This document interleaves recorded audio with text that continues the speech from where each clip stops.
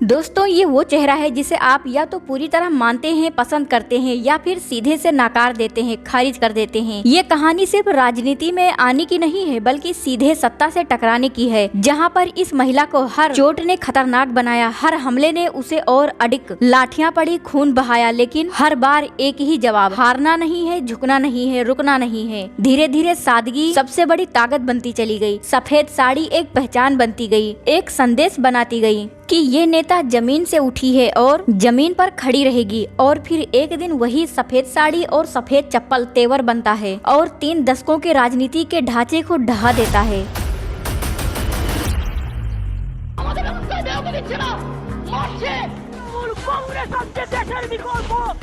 तो ममता बनर्जी के पिता पलमलेश्वर बनर्जी सरकारी ठेकेदार थे और कंस्ट्रक्शन का काम किया करते थे, लेकिन 42 साल की उम्र में ममता के पिता की मौत हो जाती है। ममता के पिता को गैस्ट्रिक अल्सर की समस्या थी। दूसरी ओर ममता की मां अक्सर बीमार रहती थी, जिसके कारण घर का सारा काम ममता को ही संभालना पड़ता था। ममता सुबह 3:30 बजे उठती, सारा खाना बनाती, भाई बहनों को तैयार करती और फिर किसी तरह अपने भवानीपुर गर्ल्स हाई स्कूल पहुँच जाती। 1970 में स्कूल के पास आउट होने के बाद ममता जोगमाया देवी कॉलेज में एडमिशन लेती हैं, जहां से उन्होंने हिस्ट्री में ग्रेजुएशन की पढ़ाई की। इस वक्त बंगाल में कम्युनिस्टों की सरकार थी और ममता के इस कॉलेज में कम्युनिस्टों छात्र संगठनों का दबदबा भी था। और यहाँ तक कि ममता बनर्जी के कॉलेज में कांग्रेस के स्टूडेंट ऑर्गेनाइजेशन की ब्रांच तक नहीं थी, लेकिन यहाँ ममता ने अपने दम पर पहली बार कांग्रेस की पहली ब्रांच खोली। इससे कॉलेज में ममता की तो लोकप्रियता बढ़ने लगती है और ममता को भाषण देने के लिए दूसरे कॉलेजों में भी अब बुलाया जाने लगा। वहीं ममता अपना घर चलाने के लिए एक स्कूल में पढ़ाती और इसके अलावा वो ट्यूशन भी देती थी और एक मिल्क डिपो में भी काम करने लग जाती हैं। पैसा मिलता उससे ममता अपने परिवार को चलाती और अपने कॉलेज की फीस भरती और अपने छात्र संगठन को चलाती। अब ममता के जोरदार भाषणों ने बंगाल कांग्रेस के नेताओं का ध्यान खींचा, जिससे उनका बंगाल के सीनियर नेता रंजन दास मुंशी, सुब्रम मुखर्जी और सिद्धार्थ शंकर रॉय से मिलना जुलना शुरू हो जाता है। इधर आपातकाल के बाद केंद्र में इंदिरा गांधी की बुरी हार होती है और मोरारजी देसाई देश के पहले गैर कांग्रेसी प्रधानमंत्री बनते हैं। जब प्रधानमंत्री मोरारजी देसाई कोलकाता पहुंचे तो ममता बनर्जी ने जयप्रकाश नारायण की तरह ही उनकी भी यात्रा का विरोध किया और मोरारजी देसाई की कार के पास पहुंचकर काले झंडे दिखाई। ऐसे ही सुब्रत मुखर्जी की लीडरशिप में 1978 से 1983 के बीच कांग्रेस के छात्र परिषद में कई बड़े प्रदर्शन किए, जिनमें ममता बनर्जी ने इम्पोर्टेंट रोल निभाया। ममता के हाइपर एक्टिव होने के कारण साल 1978 से 1983 के बीच बंगाल कांग्रेस में ममता का कद बढ़ता चला जाता है।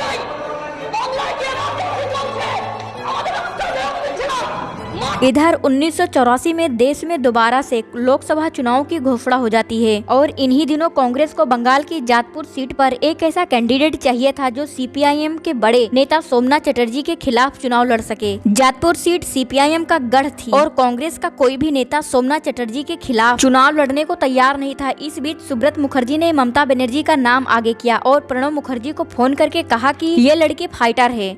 उधर राजीव गांधी भी सोमनाथ चटर्जी के खिलाफ किसी नए चेहरे को उतारना चाहते थे। इस तरह बंगाल कांग्रेस में ममता बनर्जी के नाम पर सहमति बन जाती है और ये ममता बनर्जी के लिए पहला बड़ा चुनाव था।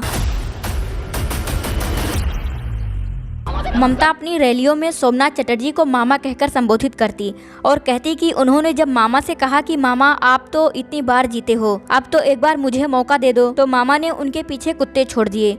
ममता की ये बात सुनकर भीड़ खूब हंसती है। ममता के इन भाषणों से उनके और जनता के बीच एक कनेक्ट बन जाता है। इस चुनाव में ममता ने अपने प्रचार में अपनी पूरी जान झोंक दी, यहाँ तक कि वो अपने पोस्टर को खुद बनाती। इस बीच सीपीआईएम के नेता सोमनाथ चटर्जी नामांकन पत्रों की जांच के दौरान पहली बार ममता से मिलते हैं। इस दौरान ममता बनर्जी सोमनाथ चटर्जी के पैर छूने को झुकती हैं, लेकिन चटर्जी अनकंफर्टेबल होकर अपना हाथ आगे बढ़ाते हैं और ममता को ऐसा करने से रोक देते हैं। इसमें कुछ भी असामान्य नहीं था, लेकिन ममता ने इस पर विवाद खड़ा कर दिया और कहा कि मेरा अपमान हुआ है। इस घटना ने ये दर्शा दिया कि ममता की उम्र भले ही कम है, लेकिन वो राजनीति को अच्छी तरह से समझती हैं और उन्हें पता है कि कब क्या करना है। हालांकि सत्ताधारी पार्टी सीपीआईएम और सोमनाथ चटर्जी ने ममता को सीरियसली नहीं लिया। ये मानकर बैठे थे कि जादवपुर जैसी सेफ सीट पर उनकी बड़ी आसानी से जीत होने जा रही है, लेकिन जब चुनाव रिजल्ट आए तो सबके होश उड़ जाते हैं। 29 साल की लड़की ममता ने सोमनाथ चटर्जी जैसे बड़े नेता को पहली बार में ही 19,660 वोटों के बड़े अंतर से हरा दिया। लेकिन सांसद बनने के बाद ममता अपनी पीएचडी की डिग्री के कारण विवादों में आ जाती हैं और ऐसा कहा जाता है कि 16 अगस्त 1990 का एक बंद बुलाया जाता है जिसे साउथ कोलकाता के हजारा में ममता बनर्जी लीड कर रही थी। लेकिन इस बीच सत्ता पर काबिज लेफ्ट फ्रंट के कार्यकर्ताओं ने लाठी डंडों, लोहे की रॉड्स और चेन से इस मार्च पर हमला कर दिया। ममता के सिर से भी तेज खून बहने लगा और उनकी साड़ी खून से लथपथ हो जाती है। ममता की हालत खराब देखकर उन्हें तुरंत ही अस्पताल ले जाया जाता है, जहां एक स्कैन में पता चलता है कि ममता की खोपड़ी में एक सीरियस फ्रैक्चर हो चुका था। यहाँ तक कि ममता की हालत इतनी सीरियस थी कि उनके साथियों को लग रहा था कि अब वो जिंदा नहीं बचेंगी। हालांकि इस मामले में ममता बच जाती हैं, लेकिन उन्हें पूरे 1 महीने तक अस्पताल में रहना पड़ता है और यही समय था ममता बनर्जी का चमकने का। एम्बुलेंस में स्ट्रेचर पर लेटी ममता बनर्जी की तस्वीर बंगाल की कम्युनिस्ट सरकार की हिंसा का प्रतीक बन जाती है। इस घटना के बाद ममता बनर्जी को पूरे बंगाल में घर घर में पहचाना जाने लगता है। ममता के इलाज का पूरा खर्च राजीव गांधी ने उठाया। इसके साथ ही राजीव गांधी ने ममता बनर्जी को अपनी पार्टी के सीनियर नेताओं की मर्जी के खिलाफ जाकर पश्चिम बंगाल यूथ कांग्रेस का अध्यक्ष बना दिया। हालांकि 21 मई 1991 के दिन तमिलनाडु में राजीव गांधी की हत्या हो जाती है। इस वक्त राजीव गांधी लोकसभा चुनाव के